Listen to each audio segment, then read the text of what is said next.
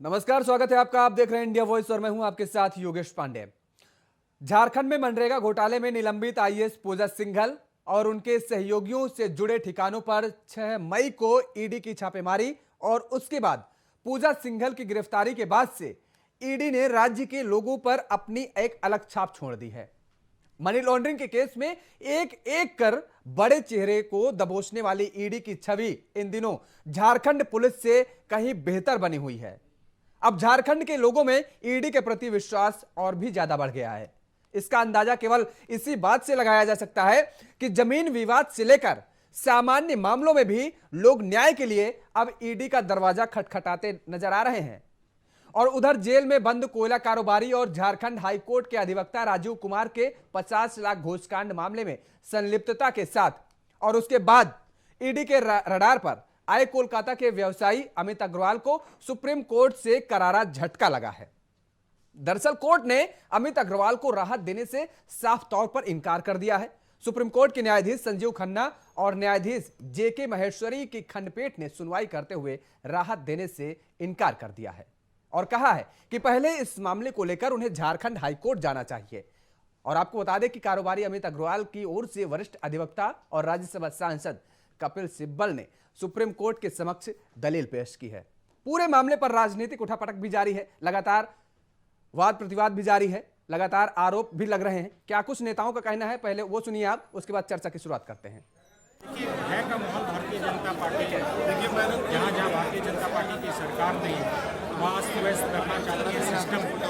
लेकिन भारतीय जनता पार्टी को यही कहेंगे, चाहे वो कोई भी एजेंसी यूज कर रही है, ईडी का मतलब इलेक्शन मैनेजमेंट डिपार्टमेंट है भारतीय जनता पार्टी। जनता जागरूक है, जो आने वाले चुनाव में आपको परिणाम दिखेंगे, इससे कोई फर्क नहीं पड़ने वाला है।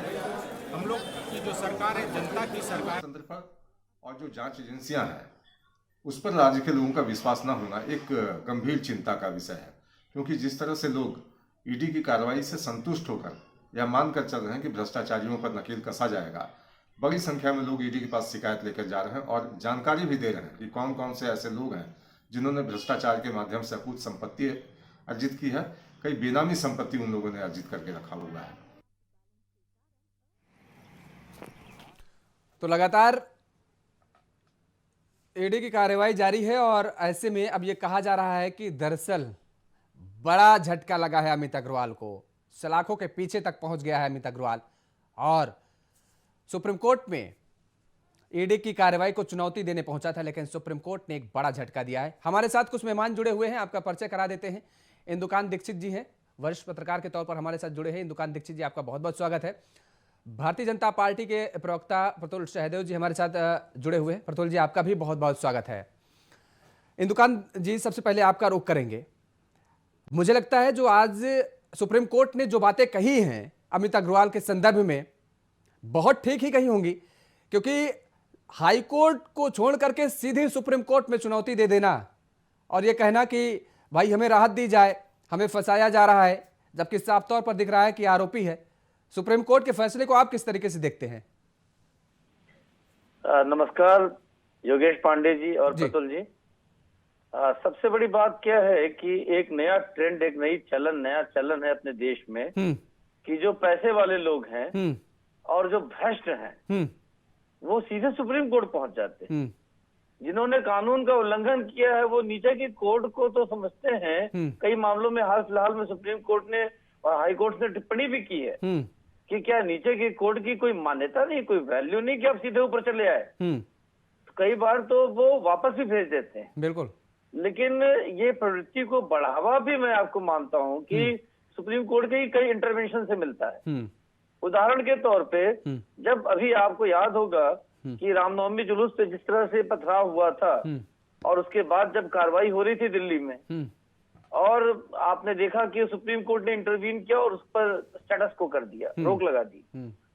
तो अब वहां पे कुछ खास लोग गए थे, कुछ वामपंथी साथी गए थे और कुछ बड़े चेहरे थे, तो कोर्ट के पर्टिकुलर बेंच ने उसमें उनको इंटरवेंशन देकर के राहत दे दी। जब सुप्रीम कोर्ट का खुद का ऑर्डर है कि और कई साल पहले का कि देश में कहीं भी इंक्रोचमेंट मिला, खासतौर से राष्ट्रीय राजमार्ग पर बड़े मुख्य मार्गों पे, तो उसकी जिम्मेदारी वहां के अधिकारियों की तय की जाएगी। और वही सुप्रीम कोर्ट जब उसको तोड़ने की बात आती है तो किसी बहाने पर किसी जगह को लोग पहुंचते हैं तो उस पर रोक लगा देता है। और कोर्ट्स को भी पता है कि जब किसी मैटर में आज की डेट में कहीं स्टे हो जाता है, स्टेटस को हो जाता है, वो भी सुप्रीम कोर्ट से, तो नीचे के कोर्ट की क्या हिम्मत है कि उसमें कोई दखल देगा। और फिर सुप्रीम कोर्ट में ऐसे मैटर में जो बड़ी पार्टी गई है उसको रोकने के लिए जो सरकारी अधिकारी हैं, सरकारी कर्मचारी हैं, वो इतना इंटरेस्ट क्यों लेंगे? उनका क्या व्यक्तिगत उसमें रुचि होने होगी?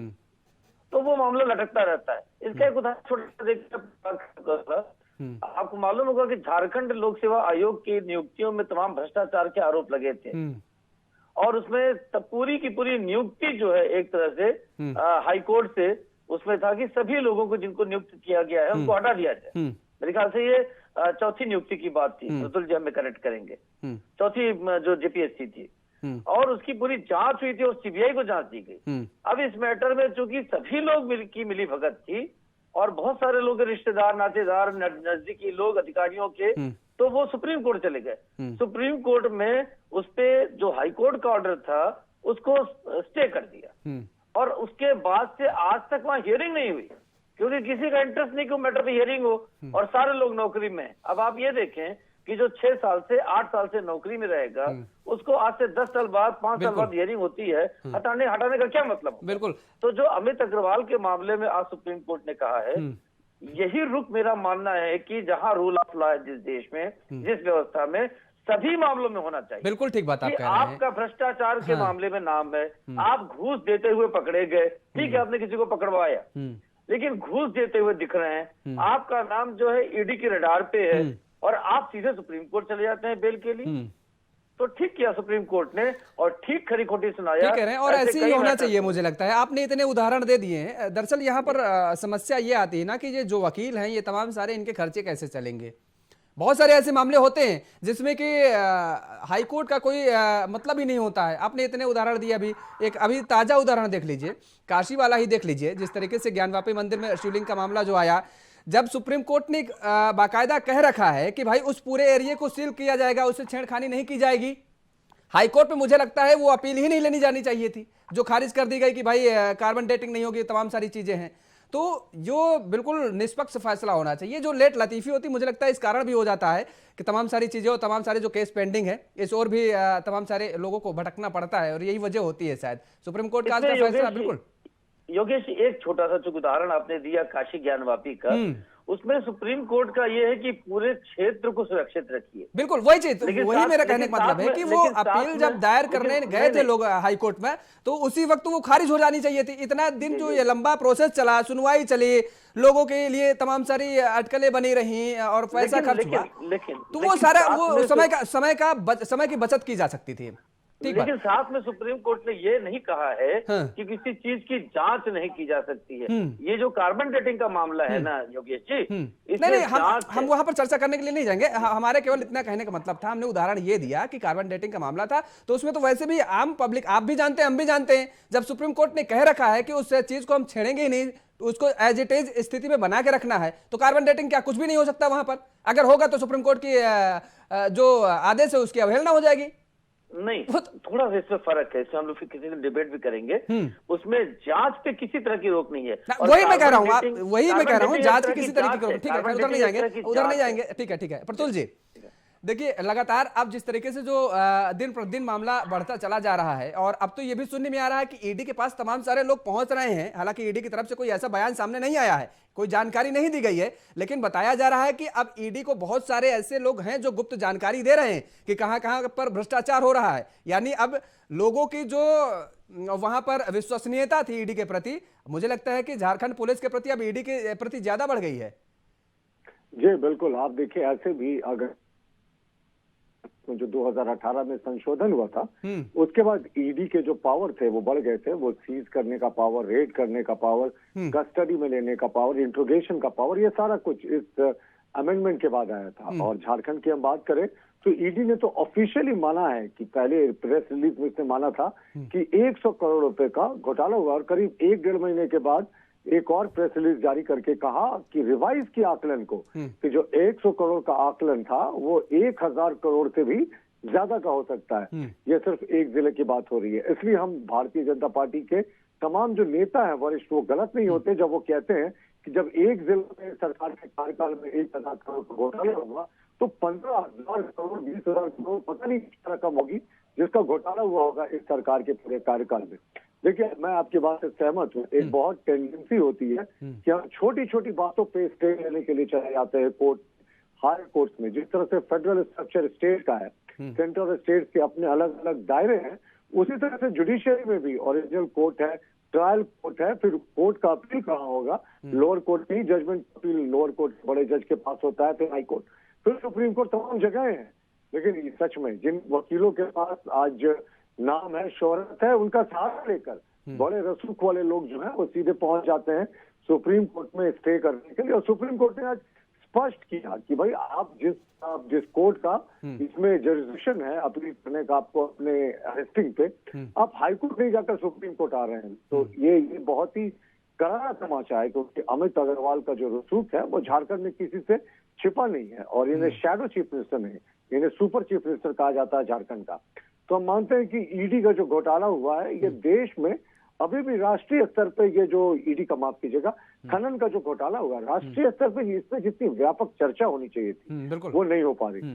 मैंने पहले भी कहा आपसे चर्चा में योगेश, कि जो साहिबगंज में एक जहाज सीज हुआ था, पानी का जहाज, वो एक एयरक्राफ्ट कैरियर के साइज का था। आप इमेजिन करें, गंगा नदी में अनऑथराइज रूप से एक एयरक्राफ्ट कैरियर के साइज का विमान वाहक पोत जैसा वो लगातार चल रहा था अनऑथराइज रूप से, और इस सरकार को खबर नहीं थी क्या ये हो सकता है।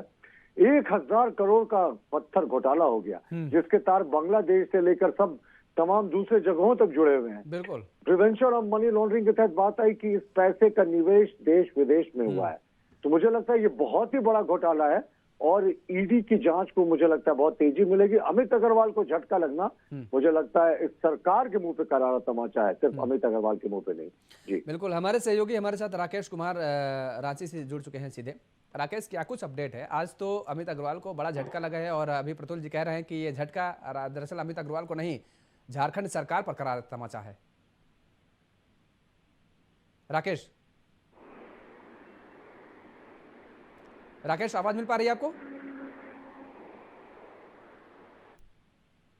चलिए, राकेश को शायद आवाज नहीं मिल पा रही है, तब तक देखते हैं, जोड़ने की कोशिश करते हैं फिर से। इंदुकान जी, क्या वास्तव में ये झारखंड के लिए बड़ा करारा तमाचा है? केवल अमित अग्रवाल के लिए नहीं, क्योंकि बड़ी नजदीकी बताई जा रही है। और वैसे भारतीय जनता पार्टी के नाते प्रतुल जी तो खैर मान लीजिए हमला बोलेंगे ही, लेकिन वास्तविकता क्या वास्तव में ये झारखंड सरकार के लिए करारा तमाचा माना जाए? देखिए योगेश जी, अभी हमारी 2 दिन पहले मुख्यमंत्री से मुलाकात हुई थी। उन्होंने कुछ पत्रकारों को बुलाया था अपने आवास पर, तो उसमें हमने यही बात उनसे कहा कि पूरे देश में आपके परिवार का इस राज्य को बनाने के समय आंदोलन में एक योगदान माना जाता है, खासतौर से आपके पिता का। लेकिन आज आप मुख्यमंत्री के तौर पर एक माइनिंग का लीज अपने नाम पट्टा करा लेते हैं, आपकी वाइफ के नाम से जमीन पट्टा कराया जाता है, औद्योगिक जमीन भाई के नाम से कराया जाता है, आपके प्रतिनिधि के पास से आपका साइंड चेक बुक और चेक मिलता है, और उसके पास करोड़ों रुपए की एसेट्स मिलते हैं, कैश मिलता है। तो आपको लगता नहीं है कि पूरे देश में, दुनिया में क्या मैसेज इस प्रदेश के बारे में जाता होगा? तो उसका जवाब जो है उनका जो था, सिर्फ इतना था कि देखिए केंद्रीय एजेंसियों का दुरुपयोग हो रहा है और ऐसा कुछ नहीं है। मैंने उनसे पूछा स्पष्ट कि क्या ये जो कागजात आए हैं आपके खिलाफ, क्या ये गलत माने जाए? तो उनके पास कोई जवाब नहीं था। देखिए, जब कहते हैं ना कि साच को आंच किया, जब आपके पास सच्चाई होती तो आप खुल के कागज के साथ काउंटर करते ना कि देखिए ये कागज है मेरे पास और ये गलत आरोप है। जो रघुवर दास जी ने आरोप लगाए फरवरी 2022 में, आज उसके खिलाफ कोई कागज नहीं है। केवल कानूनी तौर पे कहा जा रहा है कि हमने इनसे राय ली, उनसे राय ली कि ये लीज करवाया तो गया, लेकिन लीज करवाने पे हमारी सदस्यता या मेरे खिलाफ कार्रवाई नहीं हो सकती है रिप्रेजेंटेशन ऑफ पीपुल्स एक्ट में, आरपी एक्ट में 1951 में। तो ये तो हो गई कि आप, एक होता है कि कानून और एक होता है पब्लिक में आपकी मोरालिटी।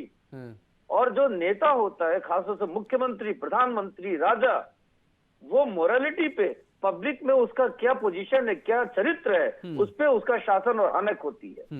अब आप ये बताएं कि जिस मुख्यमंत्री पे, उसके अधिकारियों पे इस तरह के आरोप होंगे, और वो अगर शांत किसी बैठा अधिकारियों रहे। से कहता होगा कि ट्रांसपेरेंसी से काम करो, ईमानदारी से काम करो, ठीक बात। उसका क्या इम्पैक्ट पड़ेगा? बिल्कुल ठीक बात आप कह रहे हैं। यहाँ पर रोकेंगे इंदुकान जी आपको। राकेश एक बार फिर से हमारे साथ जुड़ गए हैं। राकेश जी, आवाज मिल पा रही है आपको?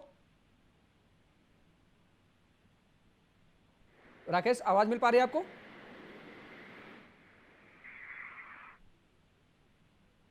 संपर्क नहीं हो पा रहा। चलिए कोई ना, देखेंगे, फिर से जुड़ने की कोशिश करेंगे यदि संपर्क हो पाता है। प्रतुल जी, देखिए ये बात तो ठीक है, ये इंदुकान जी ने कही अभी, जिस तरीके से उन्होंने कहा कि पिछले दिनों उन्होंने मुख्यमंत्री से मुलाकात भी की, उनसे उन्होंने खुद सवाल पूछे, जवाब नहीं था हालांकि उनके पास, और किस तरीके से उन्होंने गोल गोल घुमा दिया, वही जो घिसे पिटे रटे जवाब होते हैं कि एजेंसियों का दुरुपयोग किया जा रहा है।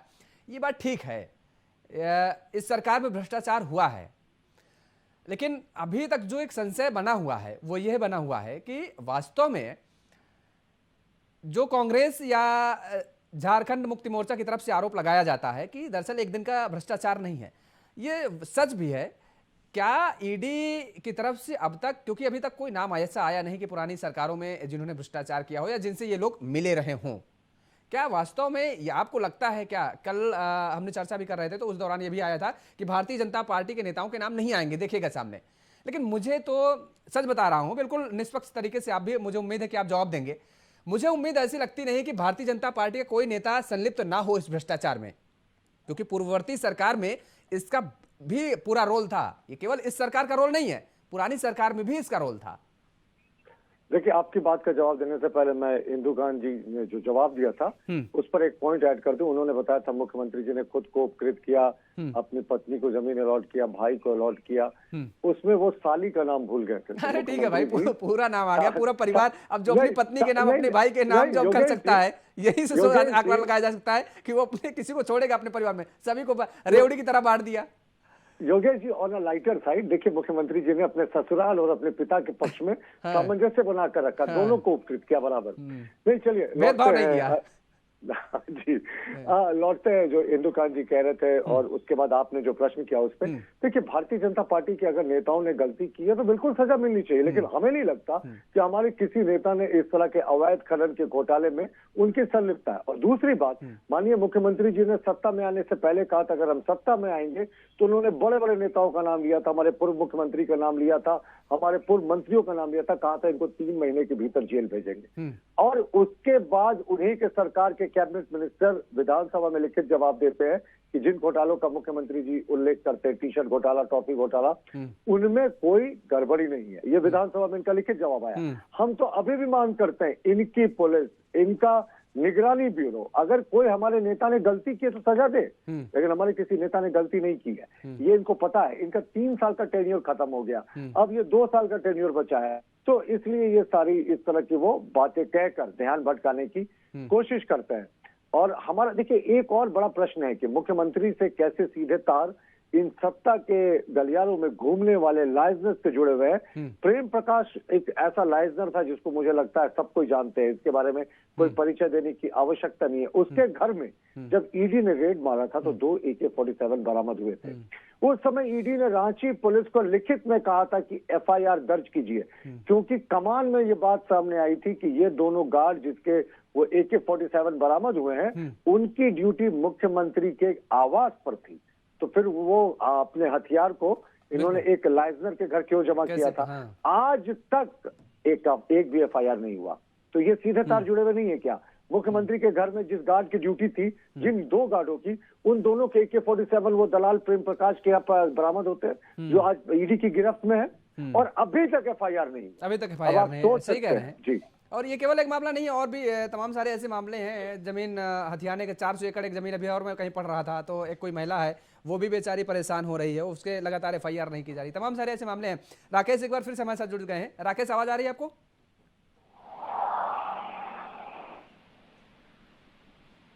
आवाज मिल पा रही है राकेश जी आपको? राकेश जी आवाज़ नहीं मिल पा रही है, शायद वो नेटवर्क में नहीं है। ठीक है, कोई बात नहीं। इंदुकान जी देखिए, अभी एक बात प्रतुल जी ने बड़ी दिलचस्प कही, मुझे जो लगता है, हालांकि मैंने उनसे सवाल पूछा था, उन्होंने कहा कि अगर कोई हमारी पार्टी का नेता इसमें संलिप्त है तो उसको सजा मिलनी चाहिए, और लेकिन ऐसा कुछ है नहीं। उन्होंने ये भी आशंका जताई है, लेकिन मुझे ऐसी आशंका है नहीं, उम्मीद कम लगती है, क्योंकि जिस प्रेम प्रकाश का इन्होंने नाम लिया, वो प्रेम प्रकाश एक क्लर्क से लेकर के, मतलब एक छोटी सी नौकरी से लेकर के, और इतना बड़ा अरबपति, इतना बड़ा आदमी कैसे बन गया? उसके पास अकूत संपत्ति क्या केवल ये 2.5 साल में आई है, उसके पहले नहीं थी? इसमें दो मुख्य बातें हैं योगेश जी। हाँ। एक तो ये जो प्रतुल जी ने कहा, यही हर राजनीतिक दल का स्टैंड होना चाहिए कि यदि अपराध उनके कार्यकाल में, उनकी पार्टी के कार्यकाल में भी शासन में हुआ है तो उन पर भी कार्रवाई होनी चाहिए, उसके लिए ओपन होना चाहिए। लेकिन इसका दूसरा पक्ष भी है, ये जरूरी नहीं कि हमारे में कमी पाई गई तो हमारे पड़ोसी को भी गिरफ्तार किया जाए। अरे उसमें कमी पाई जाएगी तो गिरफ्तार करिए। बिल्कुल। और तीसरी बात मैं बता दूं, एक लाइन कि लोग कहते हैं कोई कार्रवाई नहीं हो रही है। मैं एग्जाम्पल देता हूं, महानगर मुंबई के अध्यक्ष भाजपा के रहे हैं मोहित कंबोज, उनकी फोटो भी लोग जारी करते हैं कि ये विधायक टूट के गए उनके साथ उनके खिलाफ सीबीआई की और इनकम टैक्स दोनों की रेड भी हुई, दोनों की जांच चल रही। और चूंकि हमारे मित्र के मित्र हैं तो हमें ये जानकारी व्यक्तिगत तौर पे है कि उन्होंने ये दुख व्यक्त किया कि मैं पार्टी का इतना कार्य करता हूँ, इतने बड़े कार्यक्रम आयोजित करता हूँ, मेरे ही खिलाफ जांच हो रही है, मैंने क्या गलती की है? तो इसलिए ये नहीं कहा जा सकता कि किसी पे कार्रवाई नहीं होती। नहीं, बिल्कुल ठीक बात, इसका आपने एक बार और जिक्र किया। ये बात हम भी कह रहे हैं, केवल वही नहीं, तमाम जगह, उत्तराखंड का भी हमने पिछले दिनों जब चर्चा की है तो उस दिन जिक्र किया है, गुजरात का भी जिक्र किया है। ऐसा नहीं है, ये बात तो ठीक है, कार्रवाई हो रही है, लेकिन ये जो संशय है ये लगातार बरकरार है कि ऐसा नहीं कि पुरानी सरकार से कहीं ना कहीं ताल्लुकात। मैं किसी बीजेपी के पर्टिकुलर किसी नेता का नाम नहीं ले रहा हूँ, या क्योंकि मुझे जानकारी तो ऐसा है नहीं, ये तो कार्रवाई ईडी की कार्रवाई होगी, जांच होगी, पड़ताल होगा, तब जानकारी मिलेगी। लेकिन मुझे ये नहीं लगता है कि केवल इसे 2.5 साल में काम किया होगा, क्योंकि ये बिहार से भाग के आया, वहां पर किस तरीके से एक कर्मचारी था बैंक में, और उसके बाद जब यहाँ आया तो इसको आश्रय दिया गया, पनाह दिया गया, इसको किस तरीके से मिड डे मील में अंडे की सप्लाई दे दी जाती है। तो धीरे धीरे कहीं ना कहीं तो भ्रष्टाचार की उपज पुराने समय से इसकी है। प्रतुल जी शायद कुछ कहना चाहते हैं। प्रतुल जी देखिए, मैंने फिर से कहा, मैं फिर से रिपीट कर रहा हूं कि अगर हमारे सरकार के कार्यकाल में भी किसी ने गड़बड़ी की तो उस पर कार्रवाई होनी चाहिए। लेकिन अब सिर्फ विक्टिम कार्ड खेलने के लिए कि भाई देखिए हम फंस रहे थे तो हमने इनको भी फंसा दिया और सब लोग हमाम में नंगे, इसलिए कार्रवाई नहीं होनी चाहिए। आप अगर पुख्ता सबूत मिलता है तो हमारे नेताओं के खिलाफ कार्रवाई करें, लेकिन 3 वर्षों से क्या कर रहे हैं आप? बेहतर बात। 3 वर्षों से आप क्यों सोए हुए हैं? 3 वर्षों से अभी तक आपने क्यों कार्रवाई नहीं की और सिर्फ ईडी के भरोसे क्यों छोड़ा?